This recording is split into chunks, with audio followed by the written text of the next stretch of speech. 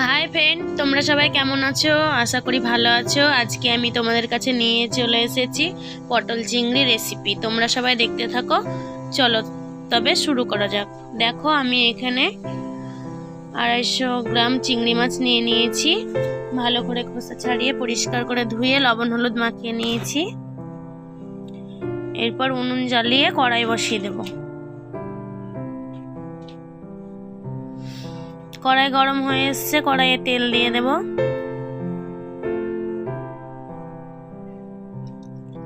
তেলটা একটু নাড়াচাড়া করে গরম করে নেব। চিংড়ি মাছগুলো দিয়ে ভেজে নেব। নাড়াচাড়া করে সব চিংড়ি মাছগুলো ভালো করে ভেজে নেব।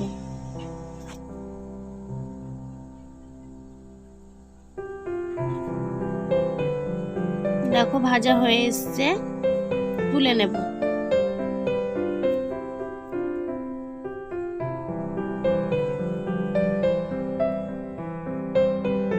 ততক্ষণে দেখে নাও আমি চিংড়ি মাছের জন্য কি কি উপকরণ নিয়েছি। ডুমো ডুমো করে পটল কেটে নিয়েছি, খোসা ছাড়িয়ে ভালো করে পরিষ্কার করে ধুয়ে নিয়েছি। আলু নিয়েছি, টমেটো নিয়েছি। মশলার জন্য নিয়েছি পেঁয়াজ, আদা, রসুন। তোমরাও এরকম ভাবে সবগুলো কেটে নেবে। দেখো, আমার চিংড়ি মাছগুলো সব ভাজা হয়ে গেছে, তুলে নিয়েছি। আমি ওই তেলে আর কিছুটা তেল দিয়ে পটলগুলো ভালো করে ভেজে নেব, লাল লাল করে।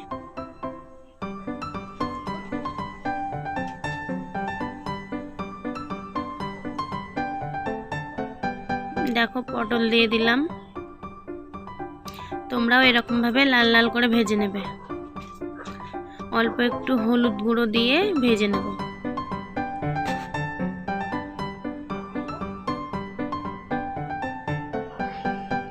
দেখো, ভাজা হয়ে এসছে, তুলে নেব।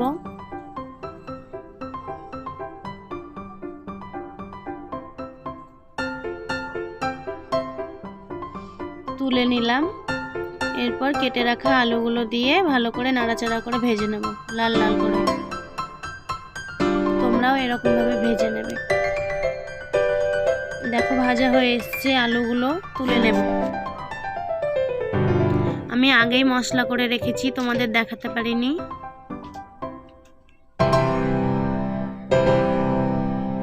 দেখো, আলুগুলো তুলে নিয়েছি।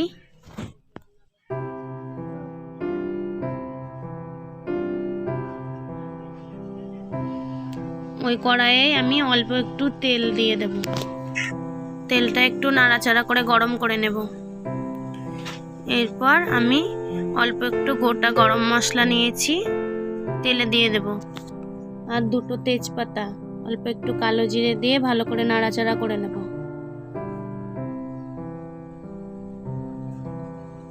এরপর কেটে রাখা টমেটোগুলো তেলে দিয়ে দেব, দিয়ে ভালো করে ভেজে নেব। আমি আগেই মশলা করে রেখেছি। দেখো, শুকনো লঙ্কা, গোটা জিরে, আদা, রসুন আর গোটা ধনে। আর এখানে নিয়েছি পেঁয়াজ বাটা। আর এখানে নিয়েছি চালমগজ আর পোস্ত বাটা। তোমাদের যদি চালমগজ না থাকে তাহলে শুধু পোস্ত বাটাও দিতে পারো, ওটাতেও ভালো লাগবে খেতে। দেখো, নাড়াচাড়া করে টমেটোগুলো ভেজে নিয়েছি, নরম হয়ে এসছে। এরপর মশলাগুলো দিয়ে দেব।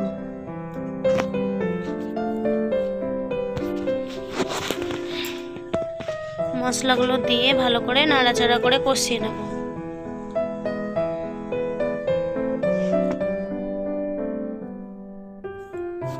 তোমরাও এরকম বাড়িতে সবাই তৈরি করে খাবে, আশা করি খুব ভালো লাগবে।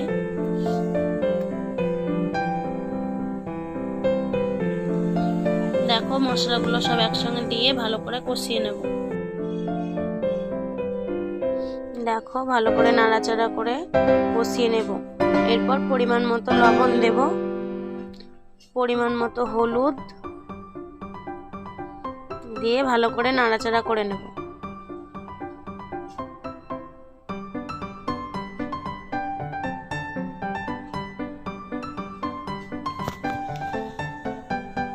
আমি অল্প একটু মশলার জল দিয়েছি, তোমরা চাইলে না দিতেও পারো।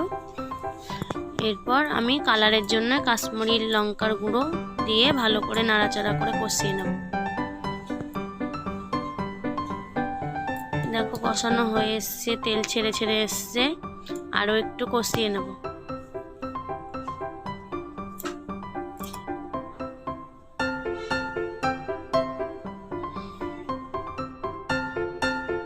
ভেজে রাখা পটল আলু দিয়ে ভালো করে একসঙ্গে কষিয়ে নেব।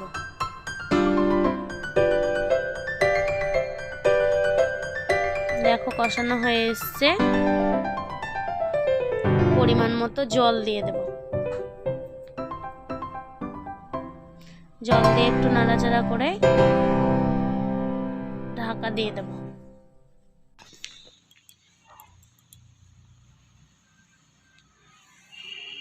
ঢাকা তুলে দেখে নেব নাড়াচাড়া করে সেদ্ধ হয়ে এসছে দেখো। এরপর আমি এখানে কাসুরি মেথি পাতা দেব। তোমাদের যদি কাসুরি মেথি না পাতা থাকে তাহলে তোমরা ধনেপাতা ব্যবহার করতে পারো। আমার ধনেপাতা ছিল না, তাই আমি কাসুরি মেথি পাতা দিয়েছি।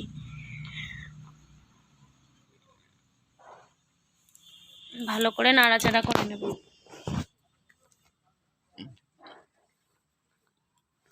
নাড়াচাড়া করে স্বাদ মতো চিনি দেব।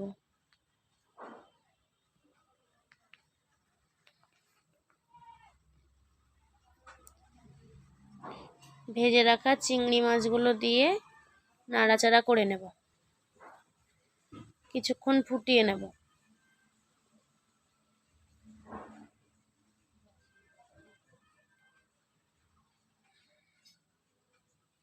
দেখো ভালো করে ফোটানো হয়ে এসছে। এরপর আমি অল্প একটু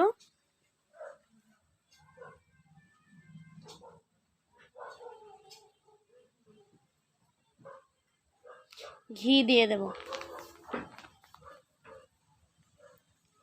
ঘি দিয়ে নাড়াচাড়া করে নামিয়ে নেব। আমরা গ্রাম্য পদ্ধতিতে এরকমভাবে খাই, তোমরাও এরকমভাবে তৈরি করে খাবে। আশা করি খুব ভালো লাগবে।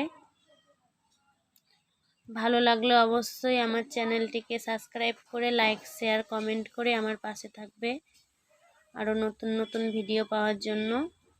দেখো আমি নামিয়ে নিয়েছি, কি সুন্দর কালারটা এসছে। তোমরা এরকমভাবে সবাই তৈরি করে খাবে।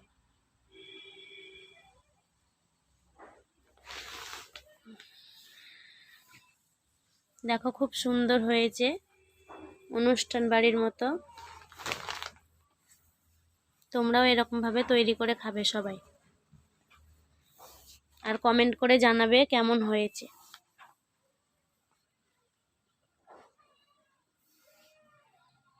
তোমরা সবাই ভালো থেকো, সুস্থ থেকো।